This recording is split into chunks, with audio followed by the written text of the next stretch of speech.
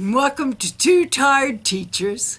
We are coming at you from Proctor Lake, which is just north of Comanche, and there are 3 different campgrounds here, and we're actually visiting the second one, which is Promontory. And we're going to be giving you a review of that one. And at some point, now that we've found out there are 3 here, we'll be going to the other one. And they're all 3 Army Corps of Engineer parks. And this is our first trip not post. We're still, COVID-19 is still a very real thing, but post sheltering in place in our state, in Texas. Yeah, for over 2 months, we have stayed at home and essentially gone to the grocery store once every other week. And ridden the bikes. And ridden those bikes. But that was a 2-month period where we'd planned to be gone the entire 2 months, other than about a week and a half or so. And so when we saw Corps of Engineer parks were open, we jumped at the chance to get out and go. One more time, we feel very safe camping. Definitely, we feel it's the safest way to travel. And we're essentially sheltering in place. Yeah, in our RV. When we came here, there was a plexiglass window at where we had to drive through and get our tag and stuff and the map. And it reminded me of an old bank teller where there's just a little slot underneath, and they slid the stuff out to us, so we had no contact with the people there. And, we have been, like you said, just sheltering in place. But riding the bikes. But riding the bikes. Wherever we are, we're riding our bikes. And that has been, let's just start off and say, that has been one of the really fun things here is getting out and riding the bikes. And even last night, as we were coming back, there was a herd of deer between where we were and our trailer, and it's been fun. It has been just a lot of fun getting out and yes. Seeing all those things. Let's talk about some of the amenities that are here.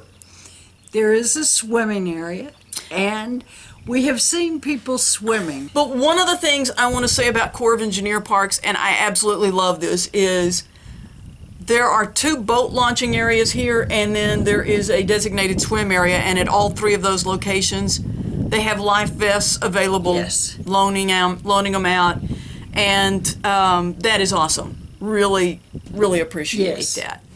Okay, the type of campsites that they have available, they have non-electric.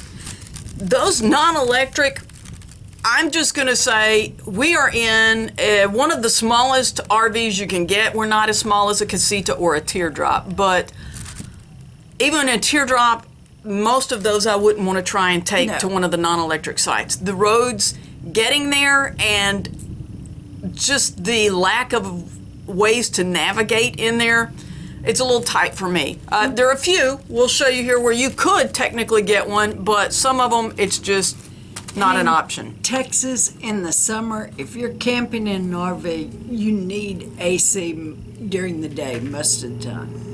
Then there are standard 30 amp sites, there are 50 amp sites, and then there are some double sites. Double 50 amp sites, and those look really nice. There also are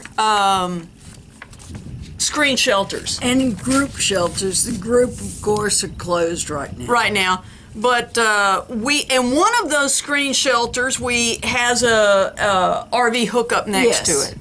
And so one of the things that I was concerned about we knew the temperature this week was going to be moderate. Yes. And so I wasn't as concerned, but right now, when you go online to make reservations, you cannot see pictures of the campsite. And when it's, like we said, when it's hot in Texas, you're going to need shade. That shade is really going to help your air conditioner not have to work quite as hard. And shade in the 30 amp sites is a bit hard to find. Well, some of them, you can, but it is a little bit difficult. And I will say that the site we are at, and we'll show you here in a second, we've had a great time. We love it. But when we said shade, they said yes. What they mean is the picnic table, I guess, yes, has a shade over it because there is this tree back over here, but our RV is over there, so it's doing nothing. In the heat of the summer, it would be worth the $4 extra to get the 50 amp site with a dog bun to make it doable with your 30 amp RV. But still, I think there's some 30 amp sites. Those are mixed in over there. There may be. Yeah.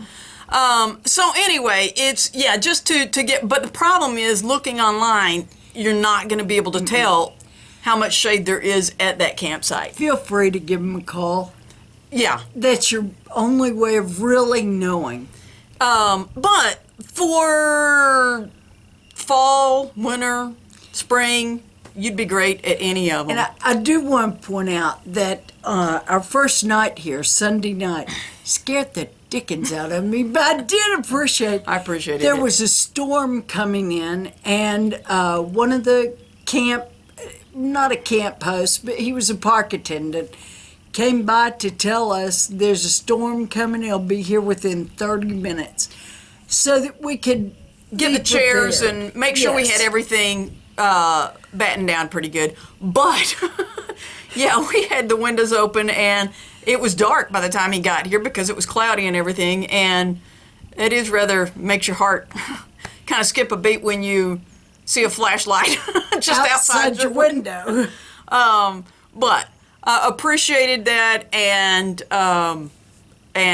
we weren't alone here. There were a lot of other people Yes. here, and so But they did go to warn everyone that there was a storm. anyway, we have enjoyed it, and there's also a fishing pier. But something we want to say is a reminder: much of our travel in Texas is at Texas state parks.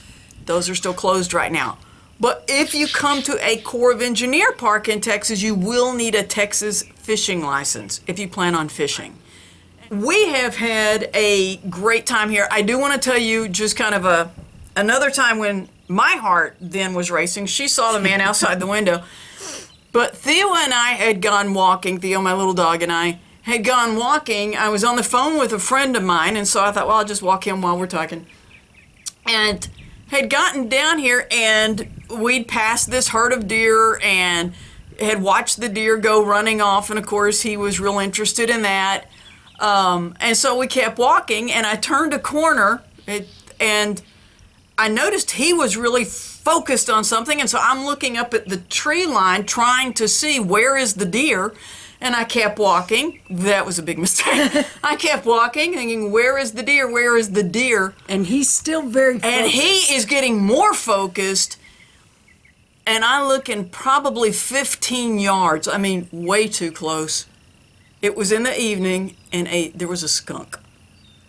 And I just start backing up. Okay, Theo, let's just back up.